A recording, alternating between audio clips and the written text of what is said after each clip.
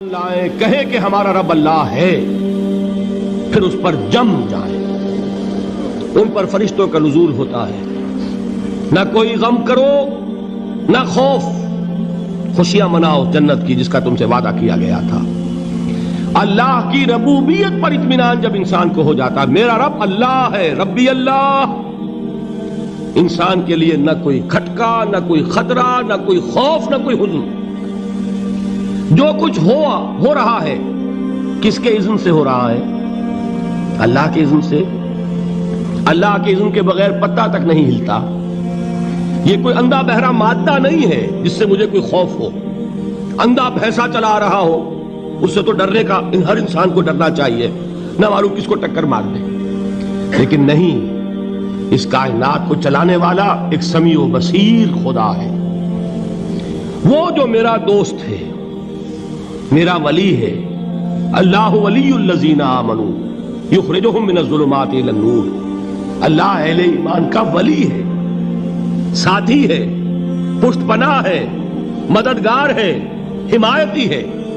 بتائیے جسے یقین ہو جائے کہ اللہ میرا مددگار، اللہ میرا محافظ، اللہ میرا پشت پناہ، اللہ میرا حمایتی، اس کے لیے کوئی خوف ہوگا؟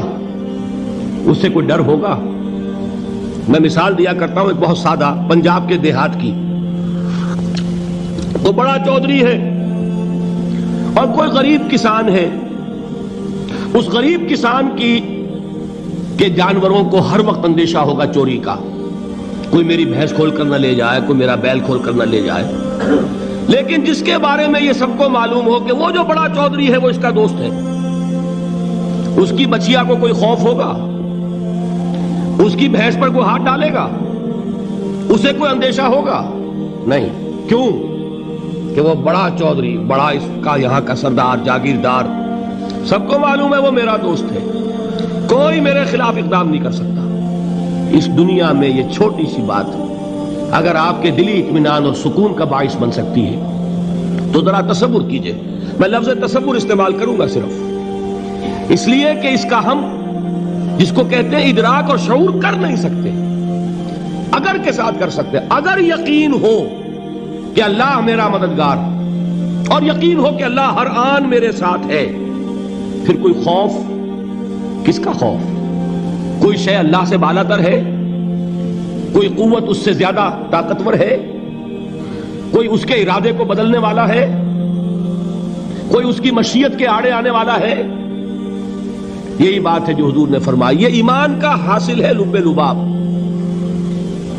کہ دیکھو اچھی طرح اس بات کو ذہن نشین کر لو، اگر تمام انسان مل کر تمہیں کوئی نقصان پہنچانا چاہے نہیں پہنچا سکتے مگر جو کچھ اللہ نے لکھ دیا ہو، اور تمام انسان مل کر تمہیں کوئی نفع پہنچانا چاہے نہیں پہنچا سکتے مگر وہ شے جو اللہ نے طے کر دی۔ آپ پھر میں کہوں گا ذرا طاری کیجئے، اسے فرض کیجئے، اسے سوچئے۔ اگر اس حدیث پر ہمارا دل ٹھکا ہوا ہو تو کسی سے ڈر ہوگا؟ یہ مجھے نقصان نہ پہنچا دے، یہ میری رپورٹ خراب نہ کر دے، یہ میری انکریمنٹ نہ رکوا دے، یہ میرا یہ نہ بگاڑ دے، یہ میرے یہ نقصان نہ پہنچا دے۔ اس کا ڈر، اس کا ڈر، اس کا خوف، اس کی خوشامد، اس کے لیے جا کر طرح طرح سے اپنی عزت نفس کو ذلیل کروانا اس کے سامنے، یہ سب کچھ کیوں کرتا ہے انسان؟ جب سمجھتا ہے کہ اس کے ہاتھ میں میرا کوئی نفع ہے، اس کے ہاتھ میں میرے لیے کوئی ضرر ہے، یہ مجھے کوئی غضب پہنچا سکتا ہے، یہ مجھے کوئی نقصان پہنچا سکتا ہے، یہ میرا کوئی کام بنا سکتا ہے، یہ میری کوئی ضرورت پوری کر سکتا ہے، اسی کا نام شرک ہے۔ جہاں آپ نے یہ سمجھا کہ غیر اللہ کے اندر کوئی طاقت موجود ہے وہی شرک ہے۔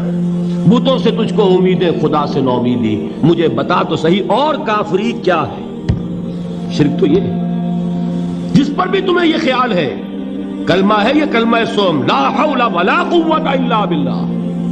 ذرا اس پر دل کو کبھی اگر آپ تصور کریں، پھر فرض کریں، دل ٹھک جائے اس پر، کوئی طاقت نہیں۔ یہی بات تھی جو شیخ عبد القادر جیلانی رحمۃ اللہ علیہ نے اپنی وصیت میں اپنے بچے سے کہی۔ 11ویں دینے والے ہیں لیکن حضرت شیخ عبد القادر جیلانی کی وصیت اور تعلیمات کو کتنے لوگ ہیں تو جانتے ہو؟ یہ جن مقامات تک پہنچے ہیں وہ کس چیز کی بدولت پہنچے؟ انہوں نے جو پیغام دیا وہ کیا تھا؟ اے میرے بچے، جس طریقے سے قرآن مجید میں حضرت لقمان کی نصیحتیں جو ہے نقل کر دی گئی ہیں، میں یہ عرض کروں گا بالفرض اگر قرآن حضرت عبد القادر جیلانی کے بعد نازل ہوا ہوتا تو شیخ عبد القادر کی یہ نصیحتیں بھی قرآن میں درج ہوتی۔ اتنی اونچی نصیحتیں ہیں۔ اے میرے بچے، اس حقیقت کو ذہن نشین کر لے، لا فاعل فی الحقیقت ولا مؤثر الا اللہ۔ اس کائنات میں نہ کوئی فاعل حقیقی ہے نہ مؤثر حقیقی ہے سوائے اللہ کے۔ کسی شے میں کوئی تاثیر نہیں اگر اللہ نہ چاہے۔ آگ جلا نہیں سکتی اگر اللہ نہ چاہے، پانی ڈبو نہیں سکتا اگر اللہ نہ چاہے، زہر ہلاک نہیں کر سکتا اگر اللہ نہ چاہے، کوئی چیز فائدہ نہیں پہنچا سکتی اگر اللہ نہ چاہے۔ تو در در پہ کیوں سر جھکاتے ہو؟ در در پر کیوں جبیں سائی کرتے ہو؟ سب کے سامنے کیوں ہاتھ پھیلاتے ہو؟ ایک اللہ سے مانگو، ایک اللہ کے سامنے زمین پر اپنی جبین رکھو۔ لا فاعل فی الحقیقت ولا مؤثر الا اللہ۔ نظر آتا ہے ہمیں کہ پانی پیاس بجھا دیتا ہے، پیاس بجھانے کی صلاحیت پانی میں نہیں ہے، اللہ کے اذن سے۔ کھانا بھوک مٹا دیتا ہے، بھوک مٹانے کی صلاحیت کھانے میں نہیں ہے، اذن رب میں۔ دیکھیے یہی یقین تھا حضرت موسیٰ علیہ السلام کا واقعہ یاد کیجئے۔ سامنے سمندر آ گیا ہے، قوم دیکھتی ہے پیچھے کہ گرد و غبار کا طوفان ہے۔ معلوم ہوا کہ فرعون اپنے لشکر سمیت آ گیا ہے۔ لشکر جب چلتا تھا تیز رفتاری کے ساتھ تو گرد و غبار کا جو طوفان اٹھتا تھا اس کا تصور کیجئے، اور لمحہ بلمحہ وہ قریب آ رہا ہے۔ پوری قوم نے کیا کہا؟ اے موسیٰ انا لمدرکون، اے موسیٰ ہم کو پکڑے گئے۔ قرآن مجید نے تو یہاں وہ باتیں نہیں لکھی ہیں، لیکن تورات میں یہ درج ہے کہ بنی اسرائیل جھگڑنے لگے، دست و گریبان ہو گئے موسیٰ کے ساتھ۔ موسیٰ ہمیں یہاں مروایا لا کر، اس سے تو ہم ہی بہتر تھے، وہاں کھانے کو ملتا تھا، زندگی تو تھی، بیگار ہم کر رہے تھے، موت تو نہیں تھی۔ اب جو کچھ ہوگا اس کا تصور کرو، جس طریقے سے ہمارے ٹکڑے اڑائے جائیں گے۔ تو لڑ رہے ہیں حضرت موسیٰ علیہ السلام سے، یہ تورات کی تفصیل ہے۔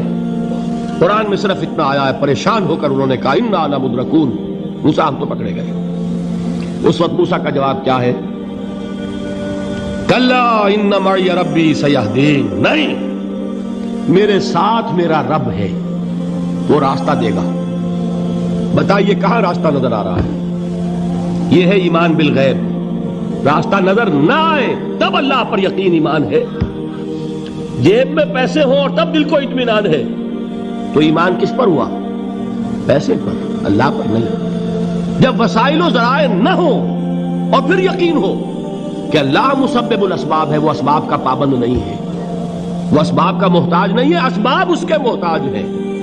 اگر یہ یقین ہے تو اللہ پر ایمان ہے، یہ نہیں ہے تو تمہارا ایمان اسباب پر ہے، وسائل پر ہے، ذرائع پر ہے، مادیات پر ہے، اللہ پر نہیں۔ اس وقت کہاں راستہ تھا؟ کوئی راستہ تھا؟ سمندر ہے اور ادھر سے لشکر آ گیا ہے۔ کلا ان معی ربی سیہدین۔ اب دیکھیے ایمان کہہ دینا آسان ہے، ہوا معکم اینما کنتم، جہاں کہیں بھی تم ہوتے ہو اللہ تمہارے ساتھ ہوتا ہے، لیکن اس کا یقین قائم ہو جائے تو زمین و آسمان کا فرق واقع ہو جائے۔